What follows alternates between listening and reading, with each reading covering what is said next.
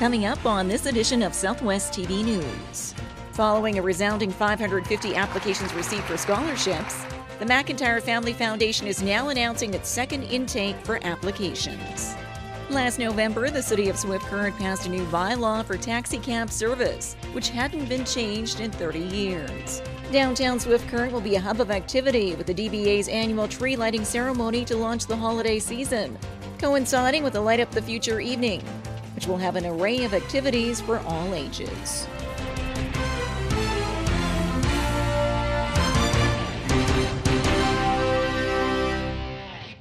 Thanks for joining us here today.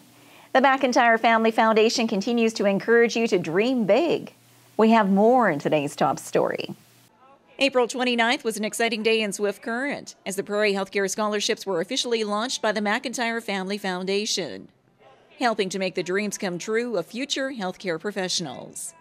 And following a resounding 550 applications received for scholarships, the McIntyre Family Foundation is now announcing its second intake for applications. This summer we did successfully complete the distribution, so $400,000 in scholarships was distributed to 65 students in total if you include the students from the launch. So that was amazing.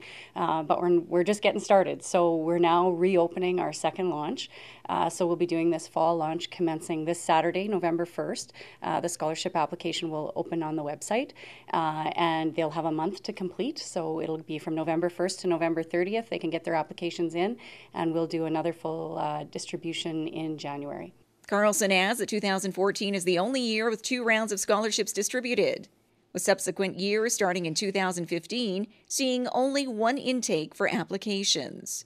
Further to this, the Prairie Healthcare Scholarships will also take a slight shift in focus for the short term. Something really unique and surprising happened for us in that when we received the applications, we had just a total influx from the southwest corner of the province. And we were somewhat overwhelmed by the response from the southwest and impressed by the magnitude of the need.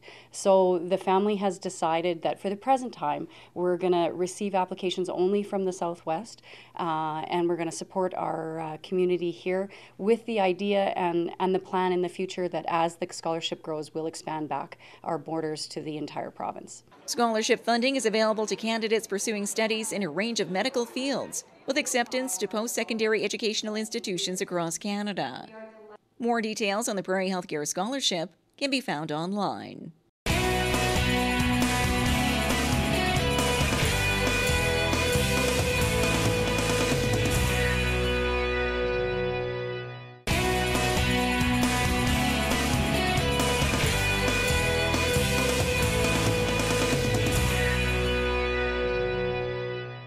The City of Swift Current is working closely with local cab companies to improve the quality of service. We have more in this report. Last November, the City of Swift Current passed a new bylaw for taxi cab service, which hadn't been changed in 30 years.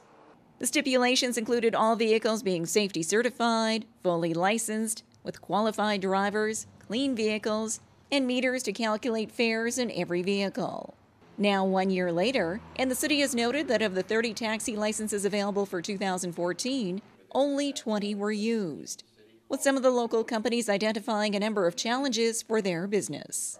The cab companies' most important concern was having a business location other than their home is still a contentious issue.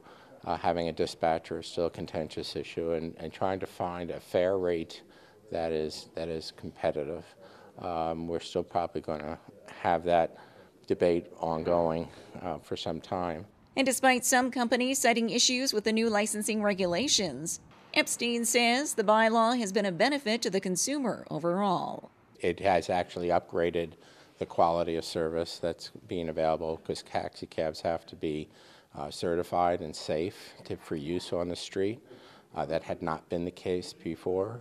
They have to be in neat and clean condition, as well as the drivers. They represent, the best interest of the public too, not just themselves.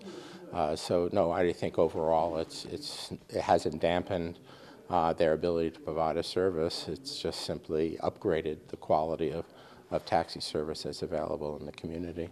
And as the city works with existing cab companies to meet the qualifications of the new bylaw, Mayor and Council have approved a fourth company's request for a license, with plans to offer taxi services consisting of a fleet of 7 vehicles, further enhancing the quality of taxi service for a growing community.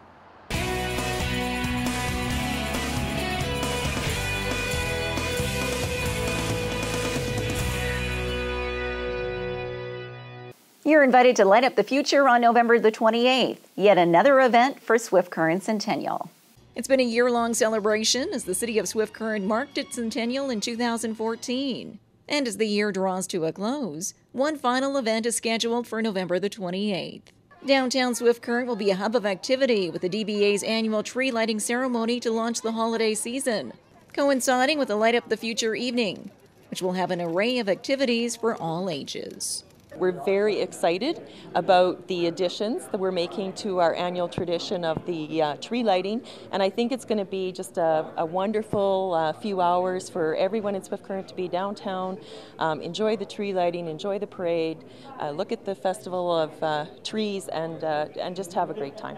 We want to really focus on our youth, and this event with all the holiday Santa Claus and all the other holiday events, it's just a great way for our youth to enjoy themselves along with everyone else, but to really focus on them, and as we said, they will be the leaders of tomorrow, so we wanted to focus on them as our last event. The Swift Current Lions Club are pleased to be organizing the Light Parade and hoping to get more entries in this first ever event for the community as it takes to the streets of downtown Swift Current. Well, entries are doing pretty good. We've got 18 at the present time, and you know, you always hope for more. You wish you'd have 100, but I think there'll be more come in the next month. That now there'll be a little more publicity on this.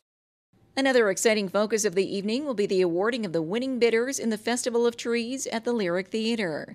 This showcase event returns to Swift Current after being out of the spotlight for a number of years, with all proceeds once again going to the Dr. Noble Irwin Regional Healthcare Foundation. And we'd like to thank the Centennial Committee for revitalizing a project that was very successful for the foundation over the years. And we're just excited to be able to participate in it and be part of it and see these completed trees and encourage everybody to, once it gets up and running, to go see them and bid on them and help us out. Swift Current's finale to cap off its centennial year is set for Friday, November 28th in the downtown core. Anyone wishing to enter a float in the parade can do so by contacting any Lions Club member.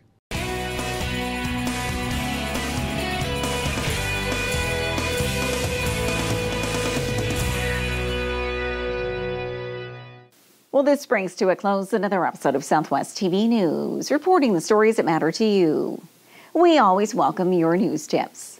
You can always reach us here by phone at our studio or by email to contact us at southwesttvnews.com. Also, be sure to join us daily online for the latest news from across Southwest Saskatchewan and so much more at MyLocalTV.ca. And be sure to follow us on a range of social media. Thanks for joining us here today. I'm Carol Andrews.